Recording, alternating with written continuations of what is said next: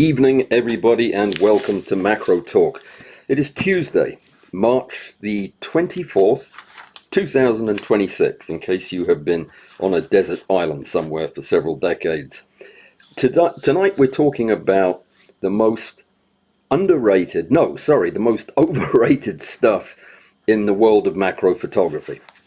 I'll tell you how this came about. I was looking for something natural and simple to do so that I didn't have to spend 10 hours preparing it. As it happens, I did spend 10 hours preparing it, but it's still it comes naturally to me to talk about equipment and techniques and all kinds of other stuff. You'll see.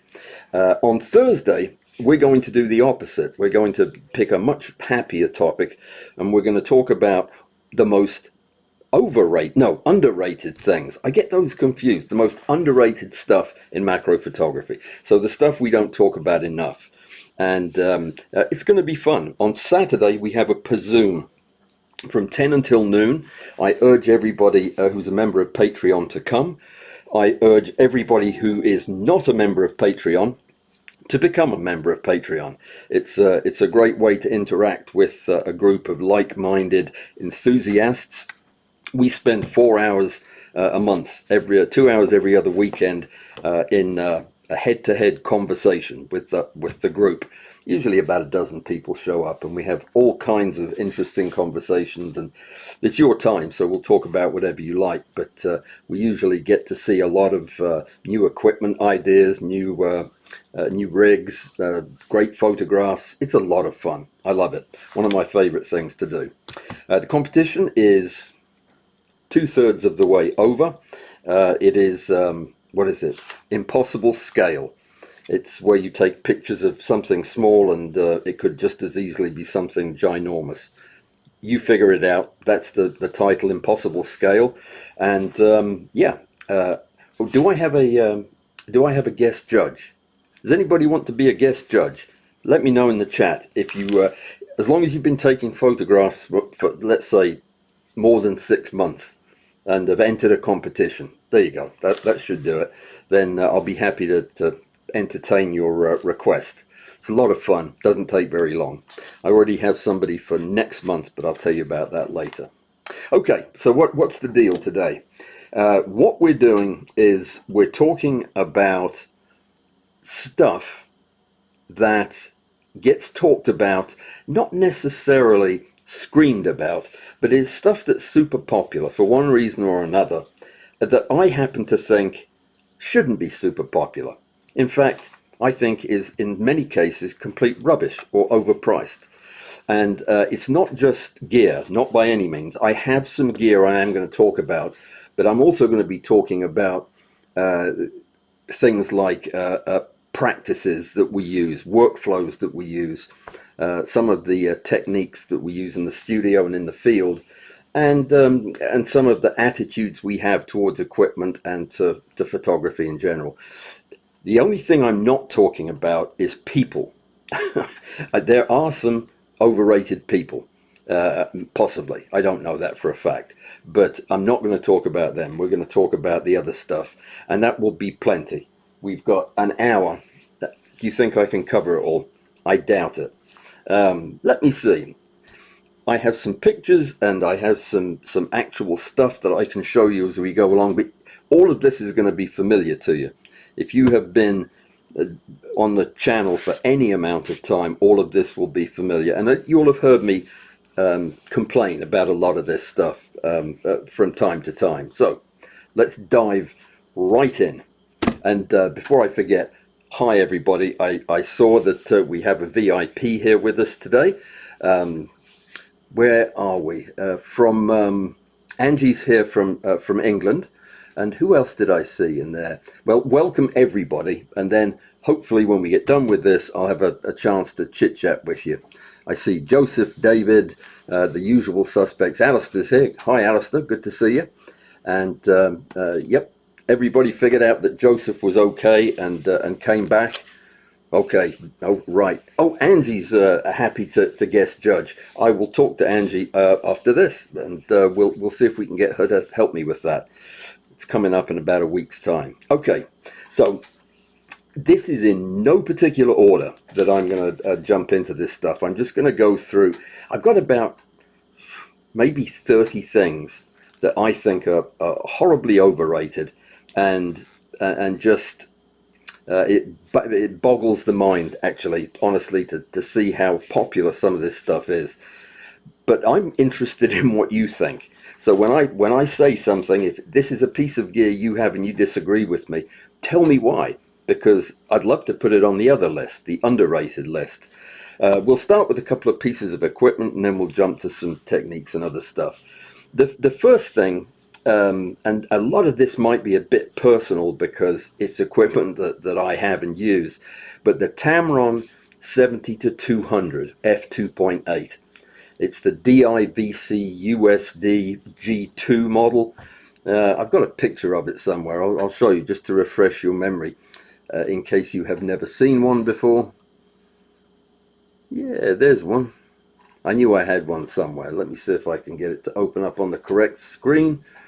And I've been having a devil of a time. I got rid of all of my excess junk on the computer, and I seem to have thrown away a few important things. Let me show you what this thing looks like anyway. This is the lens I'm talking about. It's a fantastic lens. I've had it for years. I absolutely love it. But I think it's overrated for one really important problem that it has, and that is its incompatibility with the Nikon Z platform using the FTZ adapter. It just doesn't work. The focus doesn't work, and yeah, the whole lens is pretty much a 2.5 pound chunk of wasted space when it's on that camera, which is a real shame, because it's one of the nicest, sharpest lenses I have, believe it or not. They're not cheap. They're still about $1,000 if you buy them new, and then you've got to get the FTZ if you're using a camera that doesn't have the Z mount on it. But anyway, I haven't been able to get this thing to work on any camera with the FTZ adapter, so it might be in the adapter, but it's a bit disappointing. Here's one that may be a little controversial. Probably it's going to be on both lists, and that is the Canon R6 III. I had an opportunity to look at one of those along with a couple of the other cameras I'm going to talk about, and I read about it before looking at it, and was stunned to see how poor a performer it was at high resolution video capture. It gets really, really hot really quickly. It's an expensive camera. Shouldn't do that. Does anybody have an R6 III that's had problems with it? I'd love to hear about it, because the next camera that is on the overrated list, though it might not be overrated, it might be underrated. People might have figured out that it's a piece of rubbish. Is that the GoPro 8? Is it the 8? Doesn't matter. It's one of the older ones. I don't know if they fixed the problem, because I got such a bad taste after having this thing cut out on me dozens and dozens of times halfway through a recording with no warning. It just overheats and shuts down, particularly if you're using it outdoors in the sun. Now that might not be a problem in Illinois, where sun is illegal apparently, and we don't have it, so it never gets warmer than, I guess, 30 degrees or something. I'm not absolutely sure, but that might last longer. But I can't. It won't even turn on anymore. Probably problems with the batteries. But anyway, it's been a huge disappointment. When I bought this, I bought all the accessories for it, the extra the cage thing that goes around it, and all of the gizmos for attaching it to things, and a light and a microphone and all that. And you know, when the camera goes off the deep end, none of that stuff is useful. So I mean, it's just wasted money. I've never been happy with it. Just been a big disappointment. So that's why I don't have a GoPro 12 or whatever they're up to now. I've become much more happy with just using the phone. The phone cameras are very good for video. I'm going to talk about the phone in a minute because it's also on my list. Anyway, do you realize that this thing, you can still buy this new at Target for $347? It's $347. I'll sell you mine for $342. There you go. Bargain. Get in touch. There is a Laowa lens on my list of overrated lenses, and this is one I feel pretty strongly about. The 2.5 to 5 times magnification 25mm f2.8. It's a $400 lens that I had for about 6 months. I think it was about that long, and it's a very cool lens in that it's apochromatically corrected, if I remember rightly, and it's solid, it's well made, it's weird shaped, not crazy about the shape. Don't think I have a picture of it either. Let me see. I think everybody in the world knows what it looks like. I'd be surprised if they didn't. And it looks like I do not have a picture. I have a picture of my GoPro, but you've just seen my GoPro. I held it up for you, so no point looking at that again. Anyway, the Laowa 2.5 to 5x, I found that lens so frustratingly difficult for my style of photography to use in the field that I just gave up on it. I really did. Now, I used it quite a bit in the studio, but to be honest, as nice as it was in the studio, there were better options once you got up to a decently high magnification. At 5x, it's just not the best choice of lens to use in the studio, especially not if you have a 5x Mitutoyo M-Plan objective sitting on the shelf, which is going to be far superior to the Laowa at high magnification, where it has a really high effective aperture, or moderately high, too high to be comfortable for me. But that's just a lens that I haven't really. Most of the time, if I get a lens in hand and I get a chance to use it, I either hate it or I love it. And if I love it, that's all I can think about from lenses, is how am I going to get my hands on one of those. This is a strange lens because I didn't hate it, but I have not considered buying one, and don't think I would unless I found one at a really, really great price. And I know that that's going to separate me from a lot of you guys that use this lens.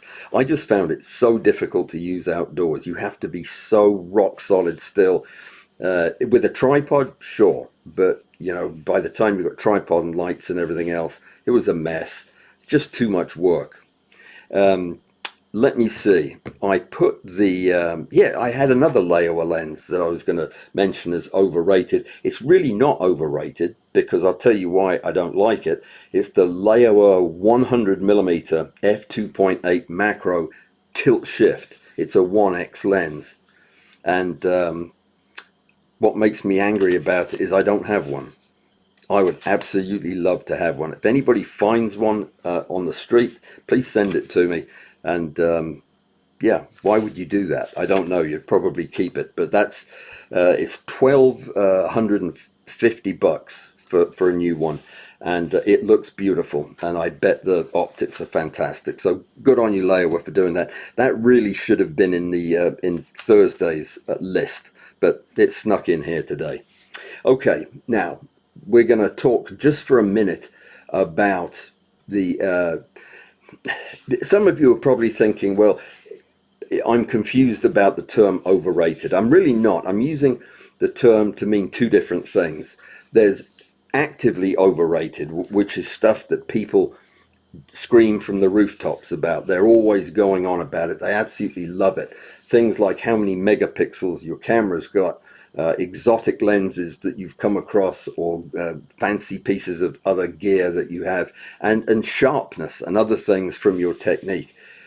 This is actively overrated, or it can be actively overrated. Then there are things that are passively overrated, where it's kind of tacit that everybody agrees that this is fantastic.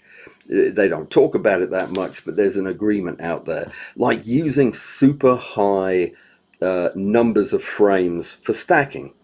This is going to come up again, but shooting 1200 frames in a stack that doesn't need that many, shooting everything wide open, whether it needs to be f2.8 or f1.8 or not, using ultra clean, or even worse, using computed or computer generated backgrounds, is another thing that seems to be the common approach these days. And automation without understanding is another weak spot that can lead to an overrated experience. So these are the things I'm talking about. It's not just the things that everybody's wearing a t-shirt with a Laowa 2.5 to 5x objective on it. That might be a more active than passive overrating. But anyway, the idea is that I'm going to bring some of these ideas to your mind, and you can decide how important they are to you, and maybe some of them will make you question how important they are to you. Probably one of the first ones I would say is magnification. Extreme magnification just for magnification's sake. You buy a 65x objective and start taking pictures with nothing else.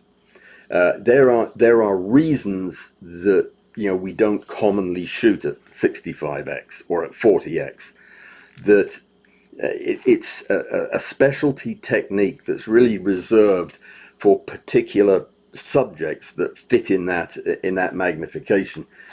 Just because you can shoot at 40x and have a 40x objective doesn't make it necessarily the best tool for the job. And when it's used willy-nilly for just about everything, I think it can lead you down the wrong garden path, and it can cause all kinds of problems. If you have a weak subject, for example, shooting it at 40x can make it very, very weak indeed. It tends to expose everything. At 40x, the numeric aperture on the lenses we like, the Mitutoyos, is sky high, 0.42. So it's gonna show everything. Your composition has a tendency to just evaporate or collapse at 40x. There is no context in which you're looking at the subject, which can be fine if your goal is to show somebody the beauty of a group of butterfly scales. Absolutely, knock yourself out. That's what the 40 is good at, or the 50, or the 100. But if the subject becomes kind of, I don't know what that is, then you've missed the point of high magnification. And also things like lighting is so difficult at 40x and above that unless you absolutely have a reason to be using it, it's probably best to go with simpler things. Go with a 5x or a 10x and crop in a bit. The cameras we have now will allow you to do that.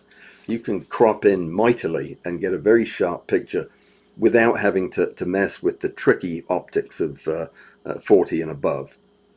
The other thing that I guess everybody would have expected this to come up is this obsession that we have with megapixels and megapixel number and density on our cameras. More resolution is not an antidote for poor photography. The opposite is true.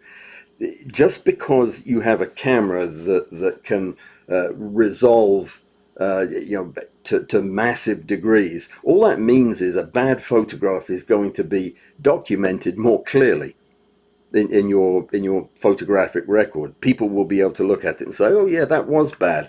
Look at all that diffraction or whatever. So it's not necessarily a good thing to keep pushing this megapixel envelope. Diffraction is probably one of the biggest problems because it hits very hard in macro because our depth of field is so minuscule that when you're using a 60 megapixel camera, now I'm no one to throw stones here because my camera has 46 megapixels, something like that, ridiculous number. But the point is this: high megapixel cameras tend to show problems much more clearly, and diffraction is one of the biggest ones.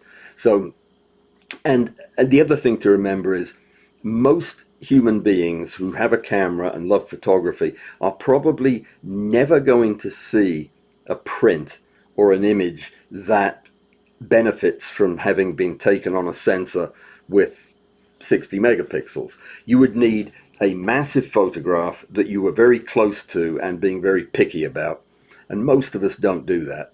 So there are opportunities to spend a little less money if we were a little less obsessed with that number. Overstacking is another one. This one is a little bit more tricky to deal with. Overstacking in my definition means using more steps than you need to take a focus stacked image. For example, if you do the calculations and you're taking a 10x image with everything else held to standard, and you decide that the best step is 8 micron steps, but to be on the safe side, you drop it to 4 microns per step, and your 400 image stack becomes 800 images. Now, there are people that will argue that there are some subtle quality improvements when you do that. And I guess it all comes down to sampling. I am still unsure that I understand the mathematics behind why that is a good thing. It would appear to me that if your depth of field is deep enough for the slice that you're taking, having extra slices shouldn't make much of a difference. Certainly shouldn't make a visible difference. So I believe that whole concept is a little bit overblown and probably not as important as people want you to believe. But the jury's out. So thought it was worth mentioning. Exotic and rare lenses. Fantastic. It is so much fun to shoot with exotic and rare lenses, like the Zeiss Luminar that's going to show up a little bit later this evening in my talk. These exotic and rare and specialty lenses are fantastic if you use them right, if you're using them the way they're designed to be used. The problem is, just because you have an exotic lens doesn't mean you're suddenly going to start taking exotic pictures. The same thing that holds true for everything in macro. It's going to be your technique and your motion control and your lighting that are going to result in spectacular pictures. The equipment you're using, the how old or how radioactive the lens happens to be, is trivially impactful by comparison. It just really is.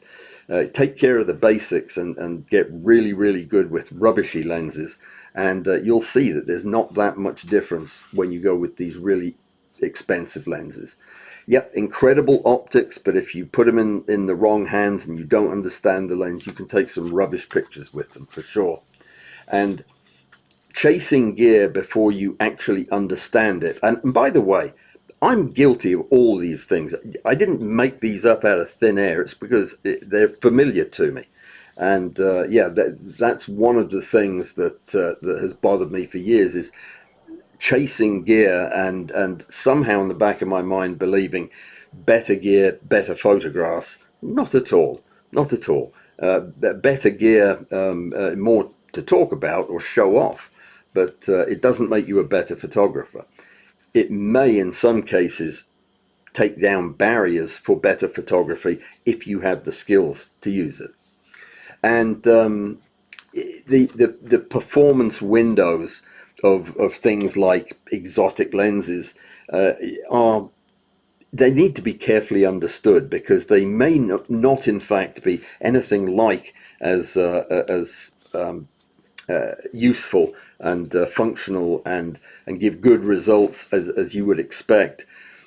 Look at the MTF curves, talk to somebody who understands lenses, and make a decision based on quality rather than hype. Just a suggestion. Another misunderstanding, or another overrated practice, is not taking photographs of anything but perfect insects.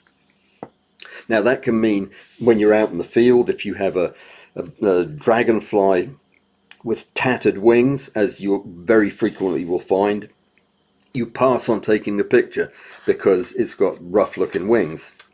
Well, the truth of the matter is nature is pretty rough, if you haven't figured that out yet. And dragonflies, which basically beat their wings for their entire adult life with brief pauses to shred other insects that they've eaten, they do tend to get ratty as they approach the end of their life. But that's part of their story. That's part of what makes them interesting. And if you wait to find the perfect dragonfly that just erupted from its larval form in the pond, you're going to waste a lot of good opportunities. So the perfect specimen doesn't exist, and even if it did, it's not what your target should be. I mean, what we do is we document the reality of what we find. Now, yeah, we can augment that sometimes, and we use tricks to make it look brighter and sharper and what have you. But yeah, waiting for something that's physiologically or anatomically perfect, you're going to waste a lot of time, and it's just not worth it. It's part of the narrative, and over curation of an insect specimen, that may be one that you buy, tends to make the picture look really sterile. Now, sometimes that is a good thing if you're putting these pictures in a textbook, or if they're part of a written narrative that you're telling, and you want to give an example of this insect close to perfection. That's different, and you have to do that. But doing so, waiting for perfect insects, greatly limits the field of possible subjects that you have out there. If you're only going to take perfect insects, that means you're going to reject the majority of them. Yeah, think about that. It's not a smart thing to do, and that practice is way overrated. Another practice that's way overrated is don't worry about the picture, we'll fix it in post. Now, I have said this myself, I've said this to students, and it's wrong. It really is. It's such an overrated idea that has a granule of truth in the middle of it, as a lot of these things do.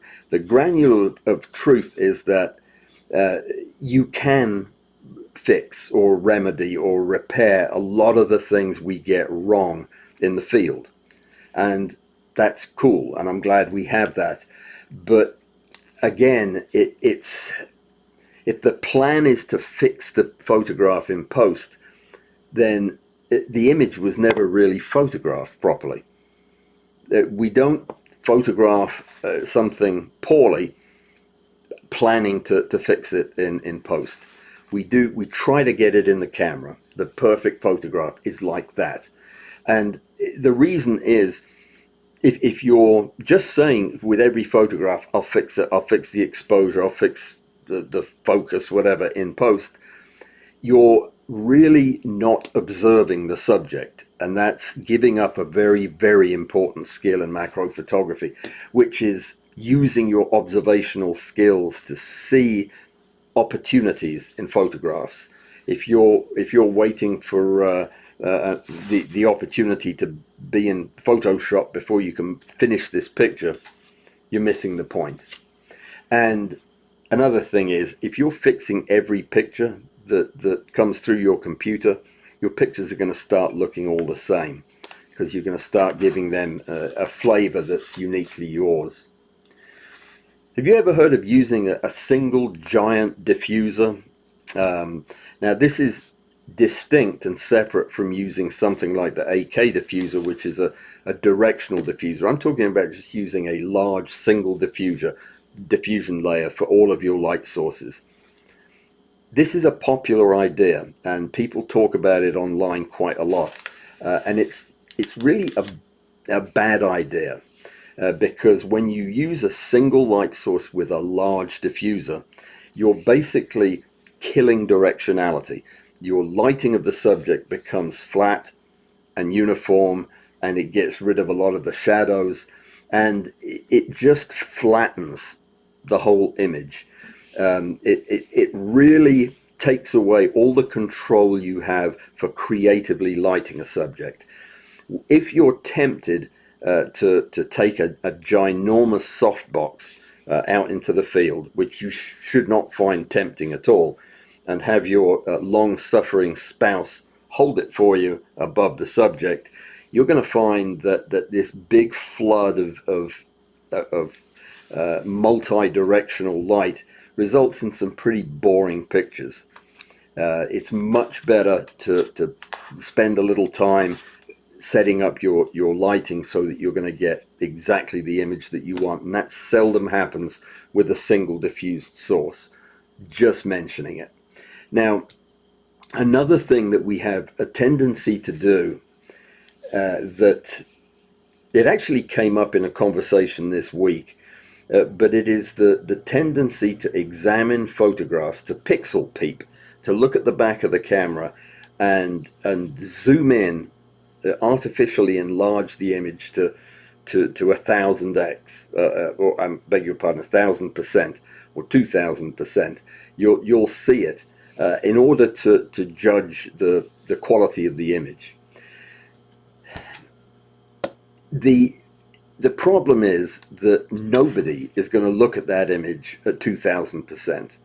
And at 2000%, what we are seeing is really not the image at all. It's the image after it has been blown up 20 times by the software in your camera. And that tells you lots about your camera. It doesn't tell you much of anything about the photograph. You can extrapolate some of the data.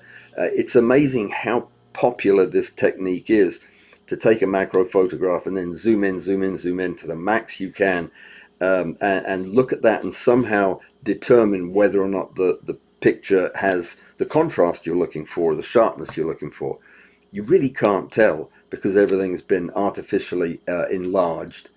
So it disconnects you from real world imaging, which is where you're looking at the pictures at 1:1 or 2:1, and 2:1 in the case of the lenses and cameras that can handle that. But the point is, there is a viewing, an optimal viewing percentage of pixel enlargement, and it's 1:1. Beyond that, you are introducing new problems, new artifacts just from the enlargement.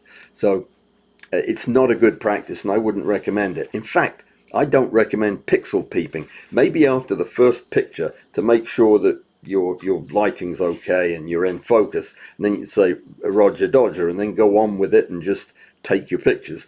And don't worry about looking at every one. You're going to look at them later when you get home. And if you're like me, you took 20 pictures of it anyway, so there you go. And everybody's heard of this one, but the more equipment and the more expensive that equipment, the better photographer you will be. Almost certainly. We talked about this at the beginning, but that is just not true. You don't get better results because you have better equipment unless you are also a better photographer. And that's just the way it is. Complexity increases the number of failure points where your photography could fall apart. If you're using a system that is really complicated and has a lot of moving parts that you have to think about, you introduce many more opportunities to screw things up, and it's not a good idea to do that. So it also slows you down, by the way. We haven't talked about this. I'm all about slowing down when you're out in the field, but slowing down in a different way, slowing down to look at what's around you, not to look at your camera. So yeah, more equipment does not necessarily give you better results. It can give you worse results, and it can cost a fortune. And it can also mask fundamental weaknesses, because a lot of these cameras have corrections that will cover up things that you need to know about. Okay, this one is popular. I read about it in magazines and online a lot. The chasing uniqueness with your photography rather than chasing quality, basic quality. And that's really important, because unusual and good are two different words. It's in the spelling. Write it down if you're unsure about that.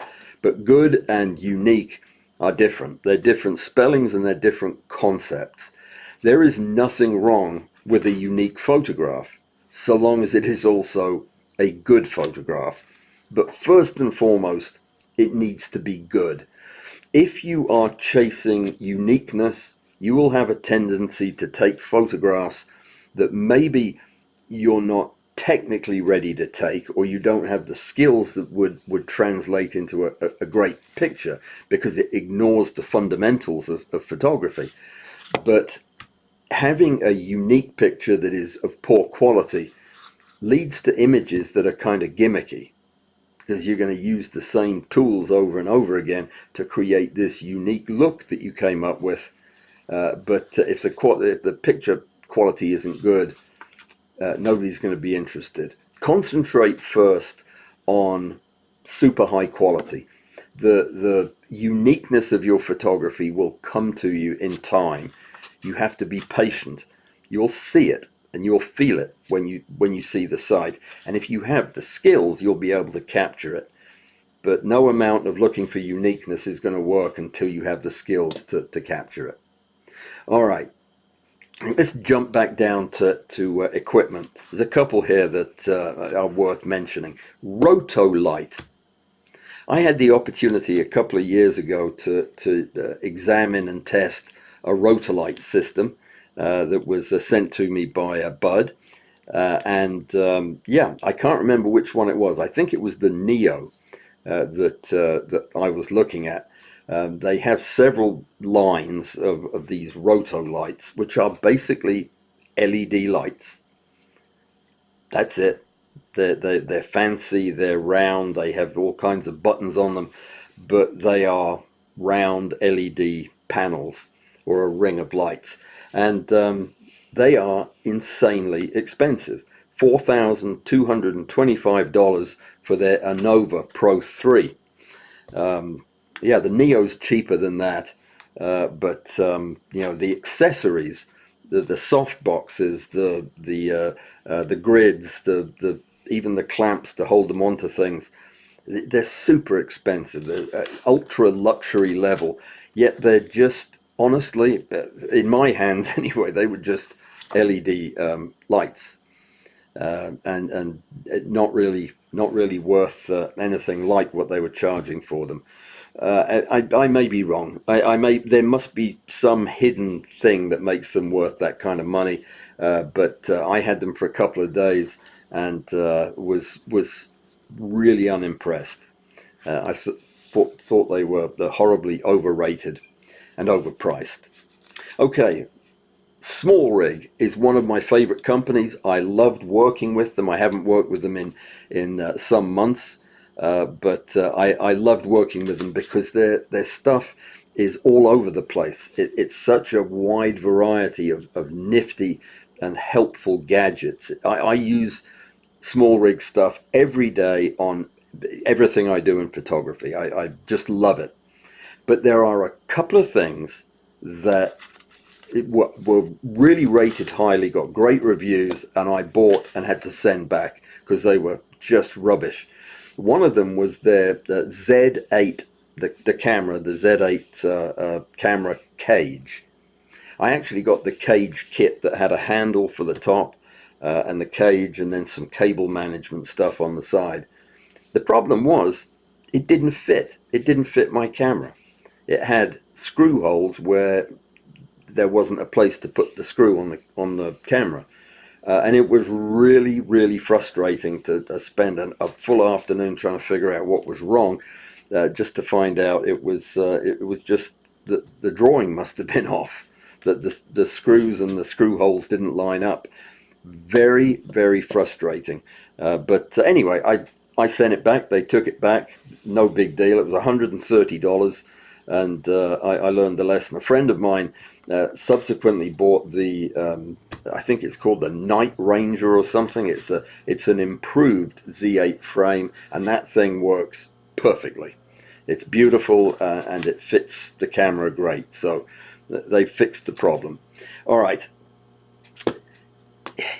If you go on the website, Small Rig's website, you will find this device described as a crab-shaped 11-inch articulating arm. I've never seen a crab that looked like that. Have you? I've never seen anything except a Small Rig bendy arm that looks like this. But apparently, in Small Rig world, they have crabs that look like this. I think they might not know what a crab is, to be honest. But there you go.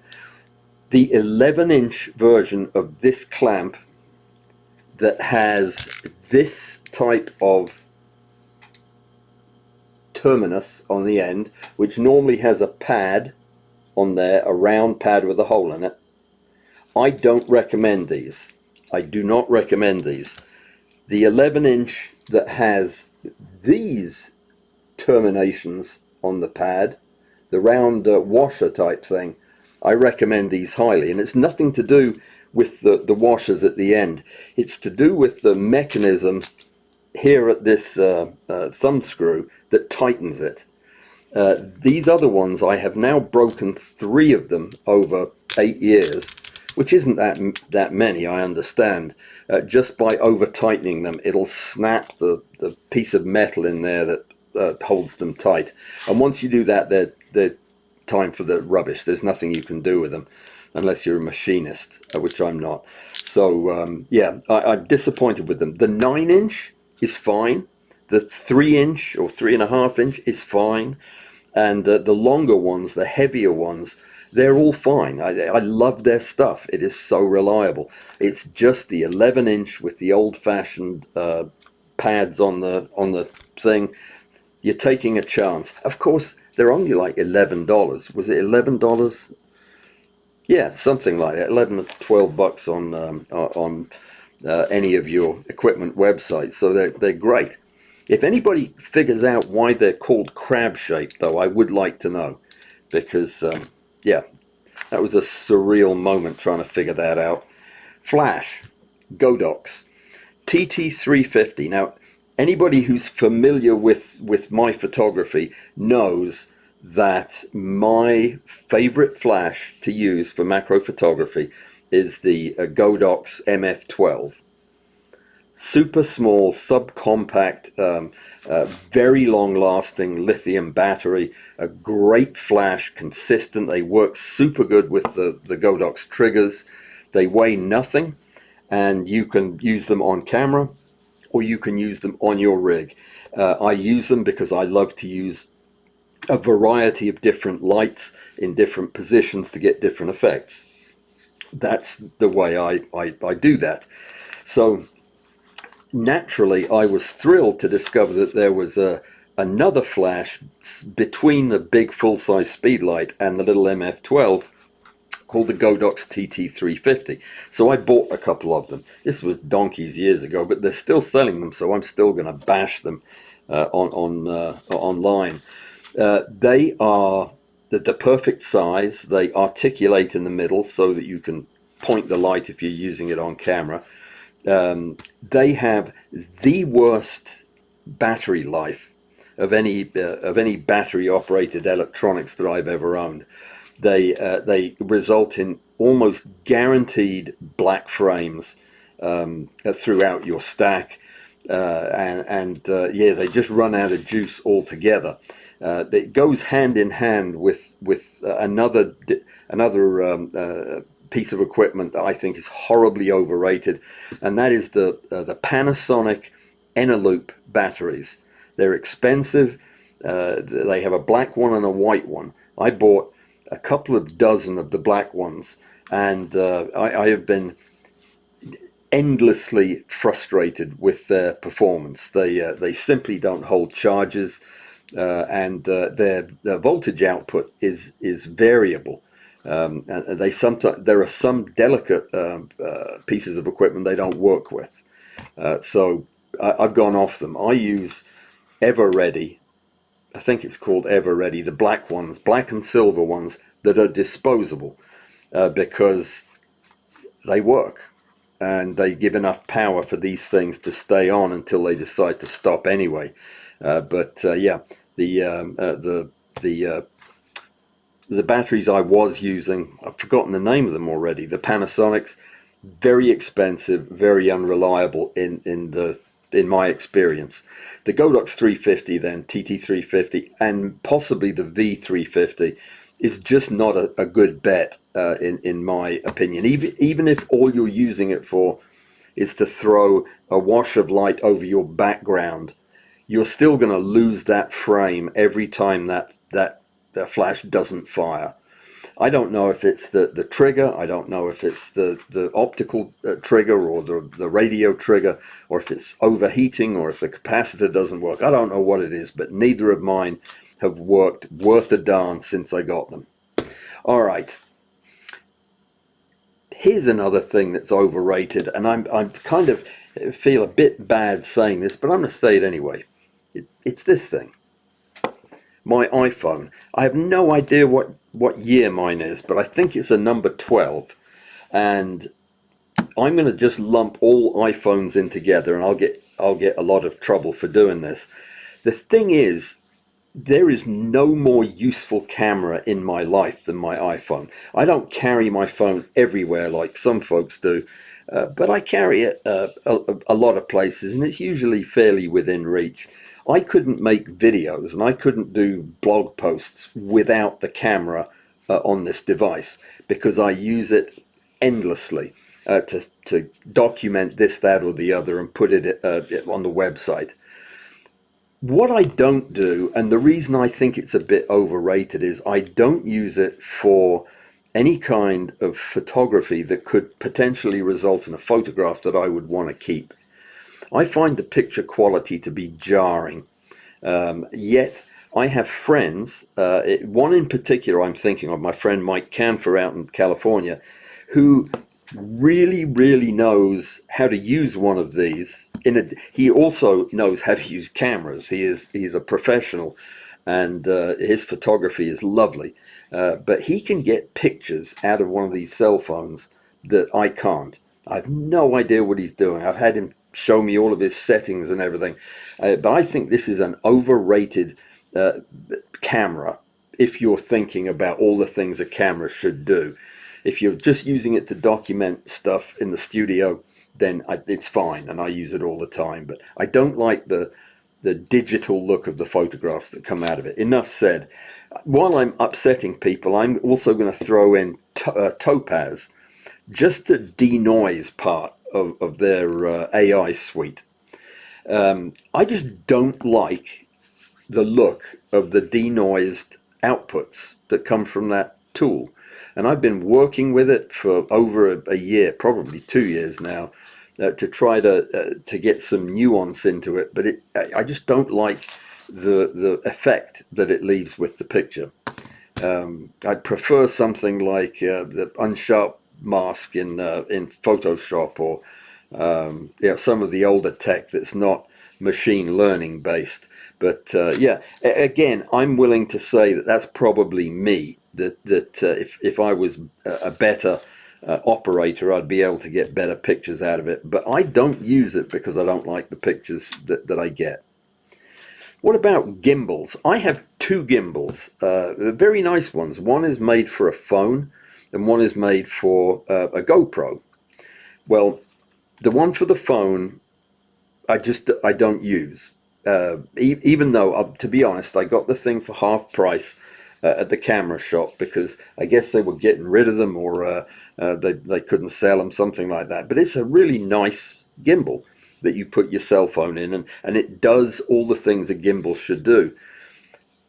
But why? I've never quite understood the point of having the thing follow you around and do all these tilting motions and everything. Because I have a hand, I can actually do that myself. I can follow things around, and I have the benefit of looking at the back of the screen and being able to frame my shots. But yeah, I've never understood gimbals, but I have two of them because I really wanted to make sure I didn't understand them. So I have two gimbals. Now I have a third gimbal that is my what's it called? The DJI Osmo. That thing comes built around a gimbal, and that's a completely different matter. I actually have four gimbals because there's one on my drone that I've never flown because it's too cold here. But yeah, the DJI Osmo is fantastic, and I can use that gimbal to much better effect than I can the freestanding ones. But I think they're overrated. Let me see. Loom cubes. Again, I'm willing to hear the argument that every loom cube except the one that I bought is fantastic, and that I was just unlucky. But this thing just packed in the whole effort shortly after I got the thing. Anyway, I got it years ago, but I still see people raving about them and going out and buying them. It's a little square cube of light. It's very expensive, and in my case, completely unreliable. It would run out of juice very quickly. It took forever to charge back up, and it was very disappointing. There's no way for you to replace the battery. It's all locked on the inside, so you have to take the thing apart and find the battery and replace it, which is dangerous because you don't know. It's a proprietary battery. You don't know what kind of electronics it has. These things, these loom cubes, cost $180 for two of them. If you're not good at mathematics, that's $90 a piece. And the small rig, RM01, the little cubes that you've seen me use around the studio, those things, which have a 5-hour battery life, and or a battery, they stay on for 5 hours, have a CRI of like 95. Those things cost $109 for three of them, and they are just as useful for me in the macro world, where you tend to be pretty close in. And they come with a whole kit of accessories, diffusers, tripods, grids and snoots. They have snoots too, and barn doors for each of the lights. Three of them fully kitted out for $109 at B&H. That's a real bargain. They're $33 a piece for the lights, whereas the loom cubes are $90, and they're still selling them. They've got a new version 2. Yeah, I don't think I'll be trying it. It cost me too much to get set up with that first couple, and they were no good. Now, I tried a camera. I held a camera and pointed it and took some pictures, and it was one of the reasons I thought about doing this podcast. I mean, this video, because this is one of those cameras that you hear people fainting over. It was the Leica Q3. And it comes with a fixed 43 millimeter lens, an f2 lens. It's a 60 megapixel full frame camera that's in this tiny little Leica shaped package that people just rave about this thing. The lens is an APO Summicron or Summicron, which is a very nice lens, very sharp lens. And yeah, it's a camera I simply don't understand. It is too small to hold. You can't change the lens on it, so you're only going to be able to use a 43mm lens, which is an odd size for a lens. And really it seems to be so limiting. It looks like a viewfinder camera, but I think it's not. I think it's just a mirrorless camera that you can frame the picture through the screen on the back. It was lovely, and it had all the bells and whistles of an articulating screen and lovely buttons and a great feel and everything. It's a great feel for your fingertips because you could only hold it with the ends of your fingers. Just couldn't understand how they would charge almost $8 grand for a camera that I don't know what I'd use it for. Probably wouldn't use it for anything if you can't change the lens. Anyway, I just thought that's overrated. You can get a small. This is just basically a or a compact full frame camera. But I'm not gonna bang on about it because I wanted to very briefly talk. If you're one individual who's a friend of mine, you might want to pause the video and not listen to this next part. Overrated. The Zeiss Luminar 16mm photomacrography lens or objective. Yeah, it's disappointing. It's hard to use. It's just so aberration prone. It doesn't take great pictures, or I haven't been able to take great pictures with it. It has a short working distance, and it may have been literally the best thing on the planet when it came out in 1969 or 1970, whenever it did. But it's no longer the best thing out there. We've got better things. And the Zeiss Luminar it's fun and interesting. I've thoroughly enjoyed using it and learning about it and trying to take good pictures with it. But at the end of the day, we've moved on. Photography has moved on, and the Luminar didn't. There's another objective I'm going to throw into the stack, the Nikon APO. It's the CFI 20X apochromatic. They're very common. You can get them for a good price on eBay, but don't bother. They are super sharp. They have a 0.75 numeric aperture and a working distance of 100 microns. Yep, 0.1mm. They cost about $700 used. You can sometimes get them cheaper than that. They are incredibly nice microscope objectives. They are absolutely worthless camera lenses. Don't be tempted if you see one. They're just not worth it. It'll give you chest pain trying to make it work. Focus bracketing, overrated. I'm talking about focus bracketing with the automated systems that you have. It tends to lead to automated focus stacking without understanding what you're doing. And that is my main reason for calling it overrated. It's like using automation but keeping your mistakes, your focus stacking mistakes. It just produces faster mistakes. You can do the wrong thing more often.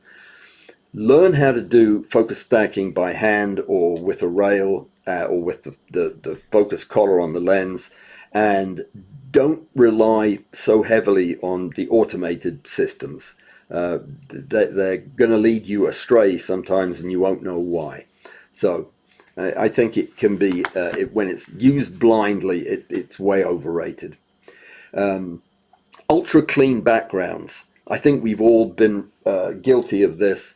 If you have a digitally pure background, that means there's no noise in it at all. It's just black, or it's purple, or it's green, but it's pristine. Not a bit of dust on it, not a single blemish.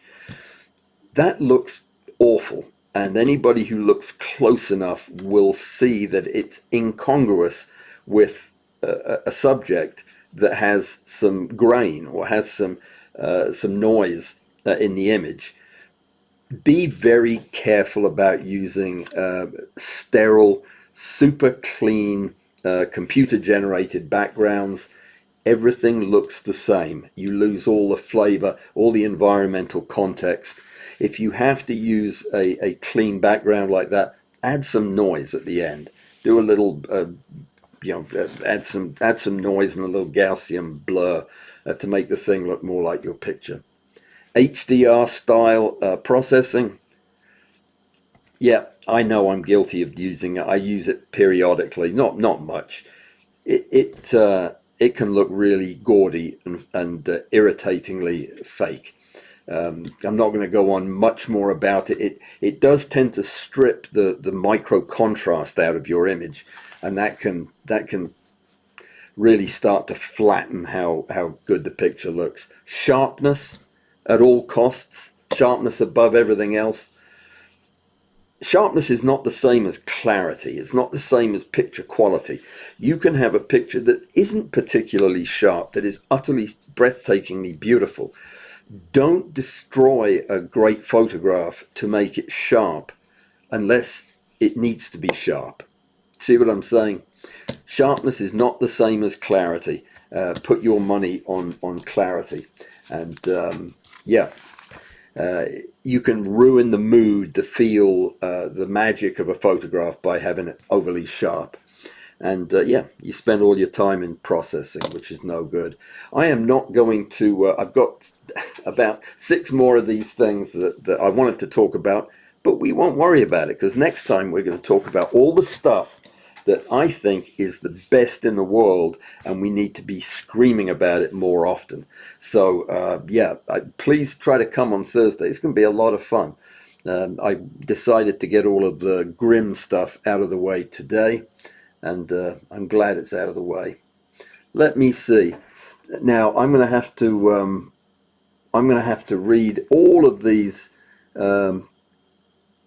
notes here, messages, because wow, lots of good stuff has been thrown in here. Eneloop batteries are super awesome.